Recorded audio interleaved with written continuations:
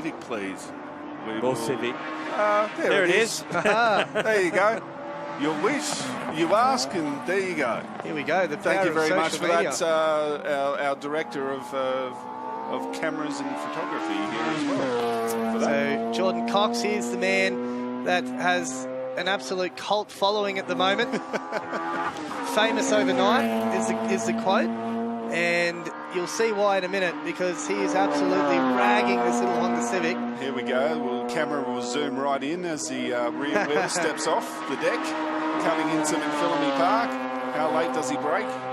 Very late. And he's just, you watch it down here, it's almost just throwing it down there. Wheels off the deck as well. I could watch this all day. 2 wheels through the spare box step up. It is a lot of fun, this car, isn't it?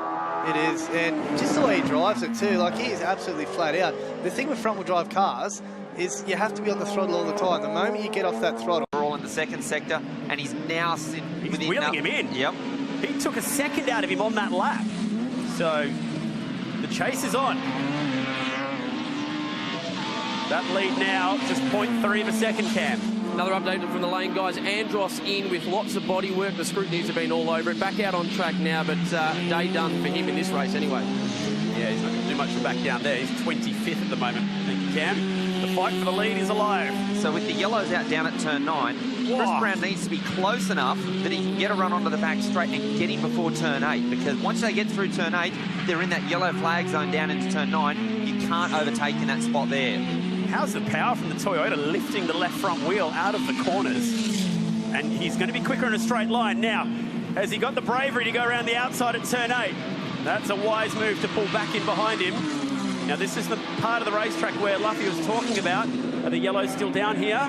They must be, because he's going for it. And the yellow flag's waving. Pulls out of that one. Wow, that was close. And that's what we were talking about earlier. Without being able to sort of use the straight line speed advantage of the Toyota there, it really takes one of the best over. Curb in the grass and spinning around as Brown goes for the lead. There wasn't a whole lot that Jordan Cox could do about that. But he's got some twisty stuff to try and get the lead back here. Oh, no. What a move around the outside of the centre chicane. No, I've never, ever seen a pass there. I've never seen someone go around the outside through the chicane. That is maximum commitment through there. The Toyota had the straight line speed advantage on the main straight, but the nimbleness of the Honda Civic, he's like, thanks for coming round the outside. We've been racing here since 1999 and never have we ever seen that before. One of the best moves you could possibly imagine, with 3 wheels touching the ground. He just swings it hard left, knowing that Brown will be up in the curb. And he gobbles it up like that. That is just incredible foresight to even think you could do that. That is huge commitment, but it's also great racing by these 2 guys to then at the apex of turn 3 there, whilst it is only a little kink, to be aware of each other, to give each other that bit of racing room. That is the move of the weekend so far. You're an old school Celica fan from back in the day, showing the power. The 2-litre Honda motor tries to fight back. This is where he'll be trying to look for an inside run anywhere up through this top section here, because this is the real strength of the little Honda. This is what we saw in qualifying. He had the fastest first sector by a long way. Look at this, backing into the centre chicane. You can see from the moment he's turned in, as we spoke about, just not enough rear tyre temp there. Bit of corrective lock. The most important thing with a front-wheel drive car at this point in time, keep that right foot buried to the floor. Keep the vehicle dragging from the front, and that's the best way to get out of a situation like that. How did he gather this up? Just so cool.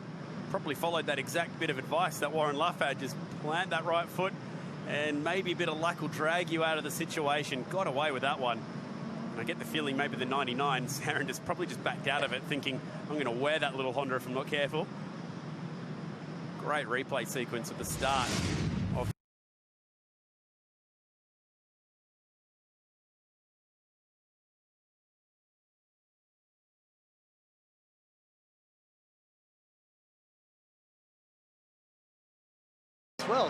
well, Matt Cherry's pace is faster than what he did here last year on the opening lap. Wow, so it just goes to show that all the work that he's done in the off-season with that car. Suspension it's been, and Ray Hislop's helped him with that. He was the one to put him onto his suspension drive. So here we go, we've got another battle with young Jordan Cox and Justin Wade in the V8 powered BMW. And these two guys have strung along from the field, and this race is a little bit more strung out than what we've used to seeing in the last two guys. Well, we've lost some of the cars that would have been there with them. That's the problem. They're all coming through from the back of the grid. So keep an eye out for some fast cars coming through. These guys have got quite an advantage, which they could probably hold on to because they'll be doing about the same pace. And at the moment, look at this little Honda Civic across the top of the mountain. Cox is throwing it around. This is the corner. This is hey, there we go. The back wheel off the deck again. He's got a bit of a Twitter fan club now, Jordan Cox does. A lot of people from England. Oh, look at that. 2 wheels over Skyline, 2 wheels through the Cox RSs. Let's see what he does through the spare box dipper. And have you ever seen anything like? Have a look at this. So light. Jordan Cox with the left rear wheel, probably nearly a foot in the air as he comes through McPhillamy Park. Look at the attitude on that car. And he didn't back out of it when he went out on two. Oh, look at this. All over the back of Scotty Wilson. Kid in the Reed Park. Jordan Cox now closing up to the back of the Celica. Cox has got the pace over the top. Lee Forrest is going to have to go on the defensive here. But we'll see a repeat of Jordan Cox up the inside. Over Skyline. Looking down the inside of McPhillamy Park. Jordan Cox wants to come in the race. Now Cox RS.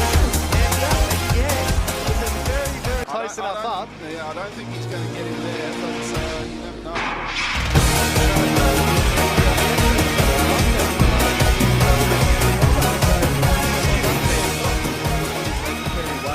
Well, no, that's a Honda Civic across the top of the mountain. Cox is throwing it.